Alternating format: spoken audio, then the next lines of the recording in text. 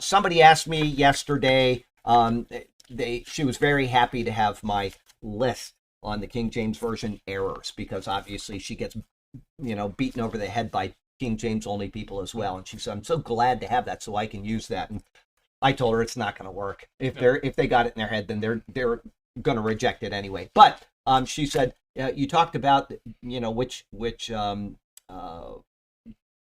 Bible versions you think should not be used. And she said, but which ones do you use?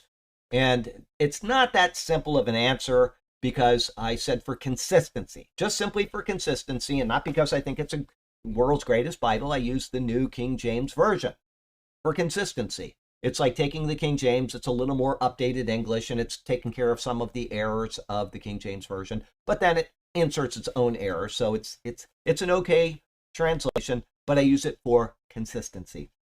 And then, during the sermons or even during the Bible studies, I will use a different version. I'll cite a different version. I'll always say what that is.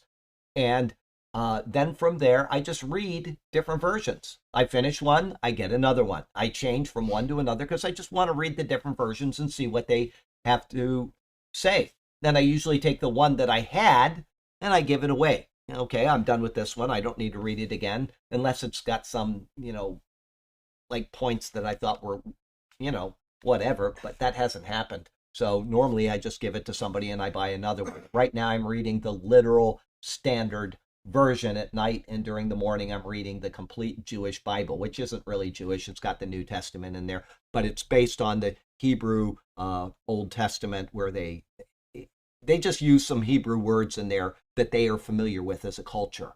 And so it's an okay translation. I don't think it's really great, but it does some fun things. I think I might have said this before. They use contractions, which normally you don't see in a Bible translation.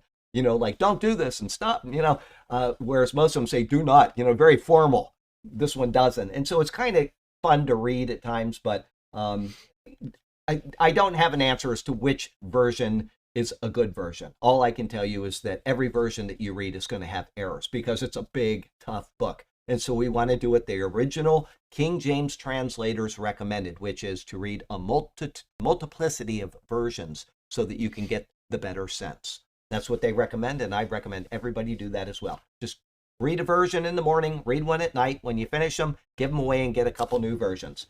Okay? That'll just help you to, get a better expanded idea of what is being said. Okay.